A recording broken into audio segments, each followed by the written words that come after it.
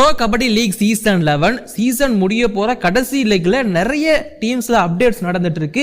புது பிளேயர்ஸ் உள்ள வராங்க, நிறைய பிளேயர்ஸ் இன்ஜுரி காரணமா வெளியே போறாங்க, டீம் கோச் எல்லாம் மாத்திருக்காங்க.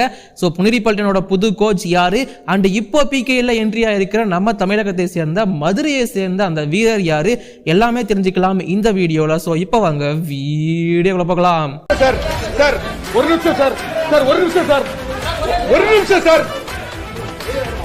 ஒரே ஒரு 1 நிமிட்டுங்க.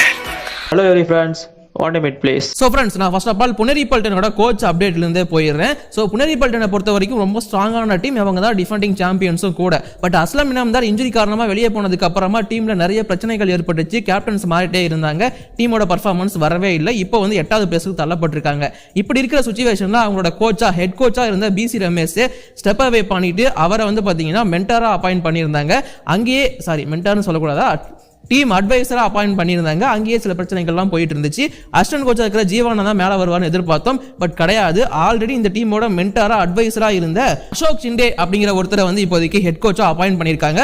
அசோக் ஷிண்டே யாரு? ஸோ அவருக்கு வந்து கோச்சிங் எக்ஸ்பீரியன்ஸ் இருக்கான்னு கேட்டிங்கன்னா தாராளமாக இருக்கு. கபடியை பொறுத்த வரைக்கும் Arjuna award winner, Asian game gold மெடலிஸ்டும் கூட.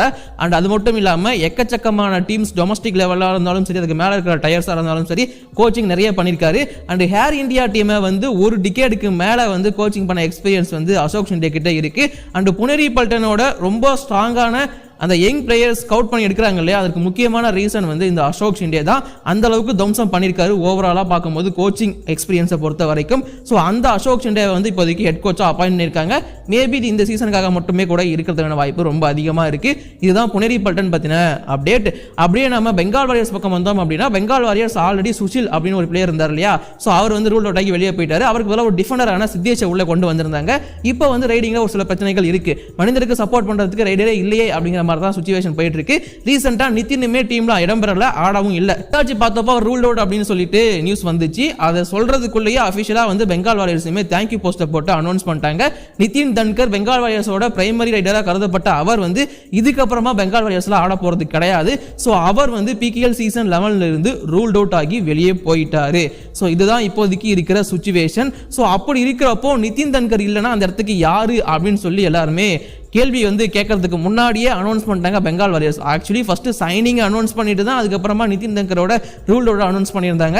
அந்த சைனிங் வந்து பார்த்தீங்கன்னா ஒரு தமிழகத்தை சேர்ந்த வீரர் தான் இப்போதைக்கு சைன் ஆகி உள்ள வந்திருக்காரு. ஸோ அவர் யாருன்னு பார்த்தீங்கன்னா சுந்தர விஸ்வா அப்படின்னு சொல்லிட்டு தமிழகத்தை சேர்ந்த மதுரையை சேர்ந்த பையன். ஸோ மதுரைக்காரன் தான் இப்போதைக்கு பிகேஎல்ல பெங்கால் வாரியர்ஸ்க்காக ஆட போறாரு.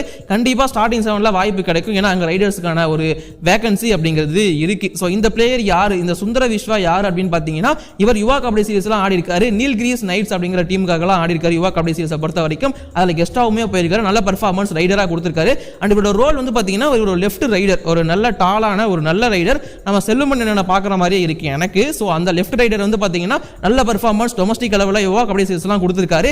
அண்ட் கூடவே ரெட் ஆர்மி அப்படின்னு ஒரு டீம் இருக்கு, எத்தனை பேருக்கு தெரியும் தெரியல. ஸோ அந்த டீமுக்காகவும் ஆடுறாருன்னு நினைக்கிறேன். ஸோ அவரோட இன்ஸ்டா ப்ரொஃபைலுமே அது இருந்துச்சு. நான் இவரை பற்றி படிக்கும் போதுமே ரெட் ஆர்மி டீமுக்காக அவர் ஆடிட்டு இருக்காரு அப்படிங்கிற மாதிரி தான் சொல்லப்பட்டிருந்துச்சு. ஸோ மதுரையை சேர்ந்த நம்மளோட சுந்தர விஸ்வா வந்து இப்போதைக்கு பிகேஎல்ல பெங்கால் வாரியர்ஸ்க்காக ஆட போறாரு. இது ஒரு தரமான அப்டேட் என்ன பொறுத்த வரைக்கும். ஏன்னா தமிழ்நாடு பிளேயர்ஸ் ஒரு ரீப்ளேஸ்மெண்டா எடுக்கிறது, ஏன் ஆக்ஷன் எடுக்கிறதே பெரிய விஷயமா பார்க்கறப்போ ரீப்ளேஸ்மெண்டா வராருன்னா ஒரு பெரிய விஷயமா தான் என்ன பொறுத்த வரைக்கும் இருக்கு. இப்போதைக்கு இந்த வீடியோ நான் முடிச்சுக்கிறேன். தேங்க்யூ.